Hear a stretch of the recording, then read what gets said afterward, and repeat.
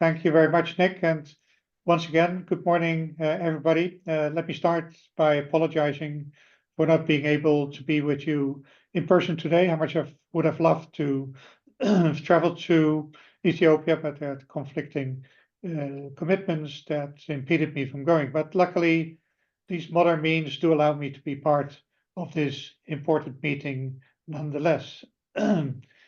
So let me, on behalf of the initiative, welcome you all to the Stakeholder Workshop of the Rethinking Food Markets Initiative. Most of you have been actively involved in the research and activities of the initiative, be it in identifying the food market bottlenecks to be resolved, the design of the value chain innovations, the research itself, or the policy aspects of the work that we're undertaking. The initiative started about 3 years ago, and at this workshop we want to discuss the progress achieved so far with the experimentation of innovations tested in Ethiopia and showcase the preliminary findings of their impacts on livelihoods, value chain efficiency, sustainability, and food security. So here's a few questions for you to think about during this workshop. So what do these findings mean to you? Can these innovations be scaled for wider impacts and benefits? And what would be needed for that? What should be the next steps in this research? So here there's a few key questions for the workshop.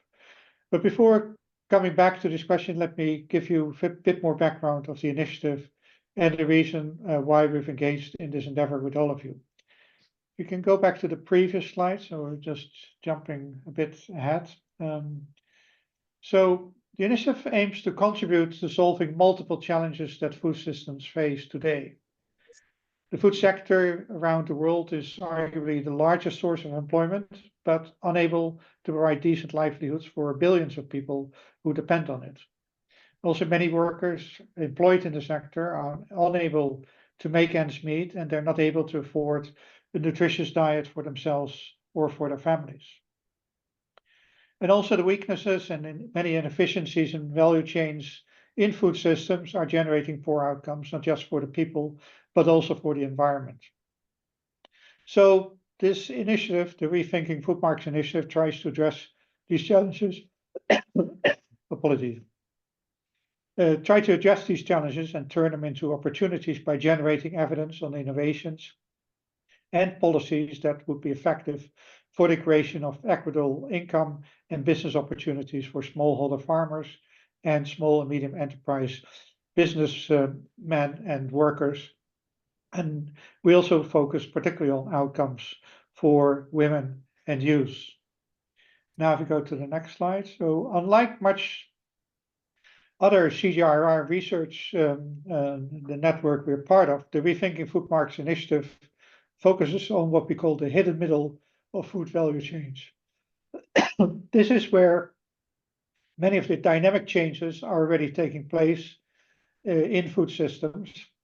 And this is the dynamics we hope we can help steer and leverage towards better outcomes in terms of first poverty reduction through innovations and policies promoting better employment and income opportunities, climate change mitigation through innovations that induce greater value chain efficiency, and promote the adoption of sustainable practices.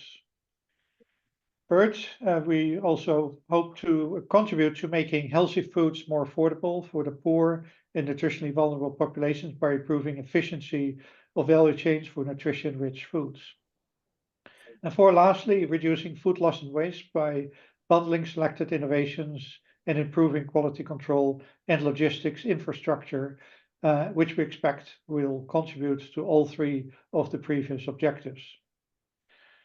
So the initiative has prioritized high-value food crops and value chains in 5 contexts: Ethiopia and Uganda in East Africa, Nigeria in West Africa, Bangladesh in South Asia, and Honduras in Central America.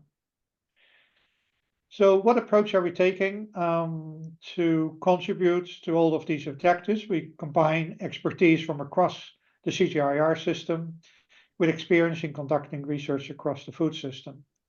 For the design of innovations and options for agriculture and food policies, we have been actively engaging with governments and private sector stakeholders. But since we aim to contribute to multiple objectives in contexts where value chain actors face multiple constraints, we need a research approach that fits this purpose. So we found this through a three-pronged approach, and that's shown here on this slide in good part. First, we identify appropriate bundles of innovations rather than standalone innovations that are able to address multiple constraints relevant to each country's specific and value chain context. In this particular example on this slide, this is what we're doing in Nigeria's horticulture value chain. The critical innovations are that we identified included improved seed varieties for vegetables. Go back to the previous slide, please. Vegetables, certifying the improved food quality and cold chain development to improve efficiency and reduce food loss, and also introduce inclusive business models for managing the cold chain. And all of these together aim to achieve the core objectives of the initiative.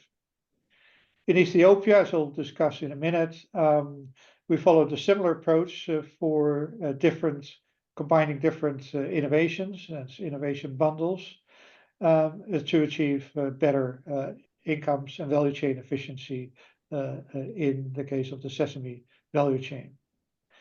So that's the first set, so this bundling of innovations. The second is to study the functioning of markets.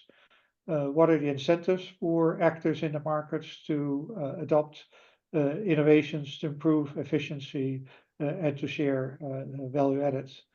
And also that would entail the potential for scaling of the innovations, as something we hope to discuss at some length during this workshop.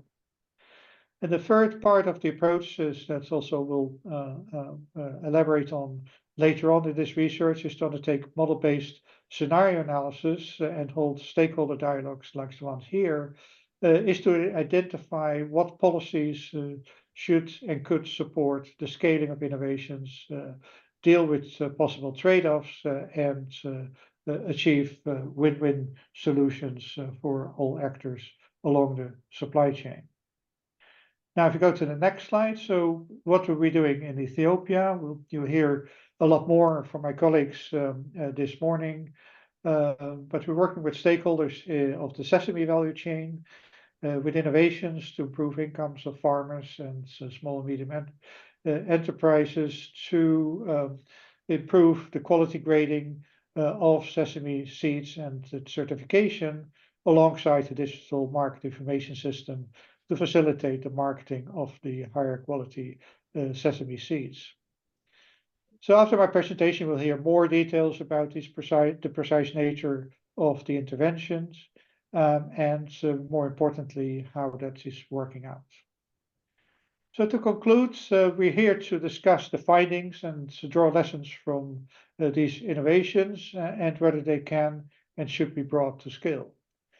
More specifically, we want to have a dialogue that we hope would help validate the findings on impacts that we found, share the knowledge to promote the adoption of the innovations, and identify also the challenges to that adoption and how to remove them such that we can see that they're being scaled for market-wide impacts. We also want to discuss with you what are the enabling conditions and maybe the policy support that is needed to provide the incentives for the adoption and scaling. And the last two are, we also want to identify what could be possible trade-offs when we implement this. Maybe there are costs and there may be losers in the process. What kind of trade-offs could there be and how could we resolve them?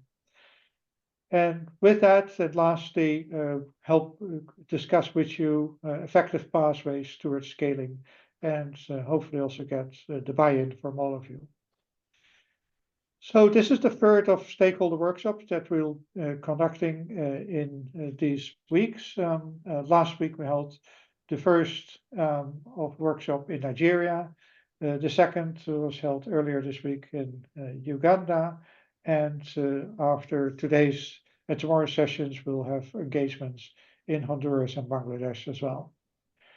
So let me apologize once more for not being able to be here with you in person, but I'll listen attentively online. But many of my colleagues are here, and I'm very confident that this will be not just an inspiring, but also hopefully an impactful gathering for all of us. Thank you very much.